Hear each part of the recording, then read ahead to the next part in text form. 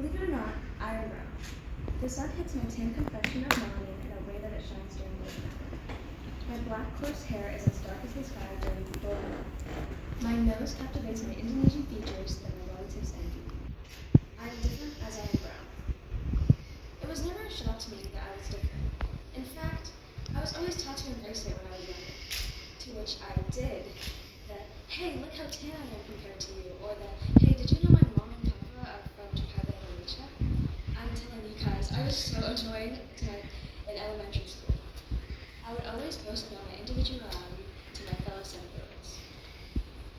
I knew I was different, but it never struck me as a bad thing.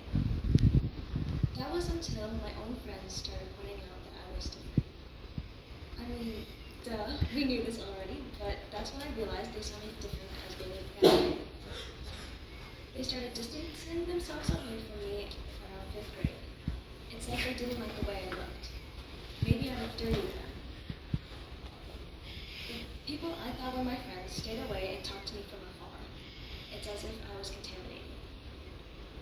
Transitioning from 5th grade to 6th grade was quite daunting. Look, I know it doesn't sound like much, but 10-year-old me was anxious about going to a big new school and whole new people. To me, I had to rebuild the social status that I had developed in elementary school. My goal was to make a good impression and hopefully make some friends along the way.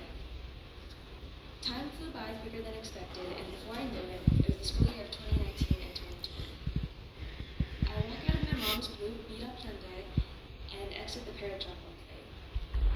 I'm greeted with the staff standing right outside the middle school, clapping every time a student walked past them. Once it was my turn, I walked quickly past the teachers that had joy radiating off their smiles. I eventually got to the end of all the overly excited teachers clapping at 7 a.m. As I began to open the slightly shattered glass door, I caught a glimpse of what lay behind me. Suddenly, it felt like I was standing in a spotlight so bright that the class's gaze was burning a hole straight through my soul. All eyes were on me, surrounded by the gazes of people who were clear and similar to me. A fair, light complexion, with either blonde or brunette hair, and a tiny athletic body as a cherry on top. Quite literally the opposite of me. Regardless if they were staring or not, I was different. I was the black sheep in a room of red sheep. I trembled as I headed over to my locker, where I was greeted by a boy dressed in Nike attire and long hair to complement his blue eyes. Okay, so I was nervous enough that a boy so out of my... I was nervous enough walking into a crowded room and not knowing anybody, but now a boy that was so out of my league is heading over to me. My body started shaking, but this time it was from excitement. I was about to be friends with this boy. I turned to the boy dressed in his Nike attire to introduce myself. I caught myself choking on my own words, only to be introduced by the words he had said to me. The first words this boy had said to me was a slur. This boy had called me the N-word. To him, I was brown, which apparently, to an uneducated teenage boy, equaled to black. I live in New Hampshire, the home of a state that consists of 92.6% white people. I am Indonesian. The Indonesian community here is a decent size, however, I am still a minority. At the end of the day, I am not them. I am not white. I am 3.2% of Asians living in New Hampshire. But at the end of the day, are we all 100% human? I've always felt like nobody knew I was Asian. All my boasting and bragging about me being different didn't really make a difference. People don't see me as Asian because I don't match their stereotype living in their brain. When they think Asian, they think East Asian. They aren't bothered to know the other countries in Asia. I look back at the white boy in his Nike attire just to make sure it was really him. Maybe I was giving him the benefit of the doubt, but I didn't really want to believe his words. I take one final glance at him and snap back his voice and says, it was him that said it. He made it clear that it was him. The hateful demeanor that radiated off of him as he stood over me. I felt inferior, small even. Smaller than my 4-foot tech self. He stood over me as if he was taller than me by hundreds of feet, when in reality, he was taller than me by maybe 4 inches. The eye contact he held to make sure that I had heard what he had said to me. the smirk on his face showcasing that he was proud of such a racially offensive slur. Once he got whatever reaction he was looking for me, he walked away. I never caught his name, but I can still remember the tone vividly.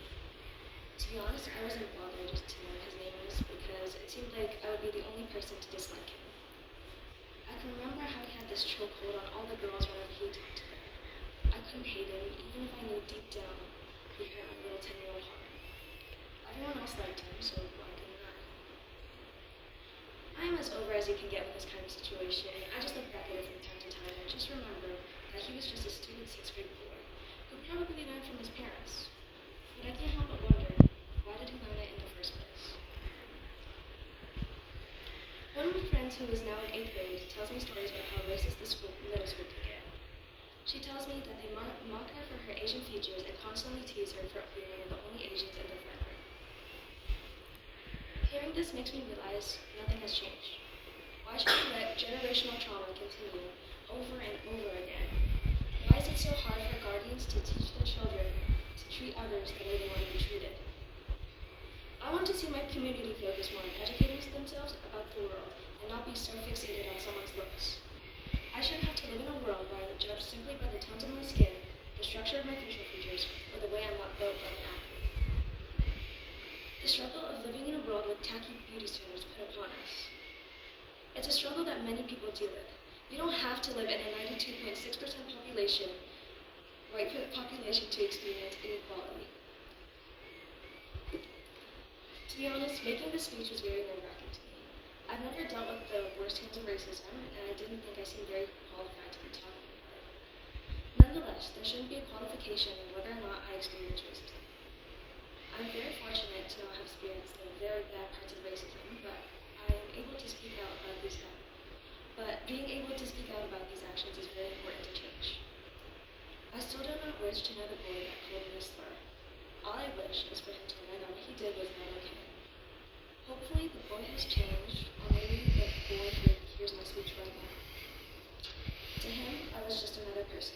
A person whose skin is brown, whose hair is black, and whose physical features lack the ones around her. To me, I am Laraine Olivia Edwards, a strong individual who focuses on her studies and more challenges laid upon her. Someone who works on her health to ensure her dreams of equality is fulfilled with the help of Untie.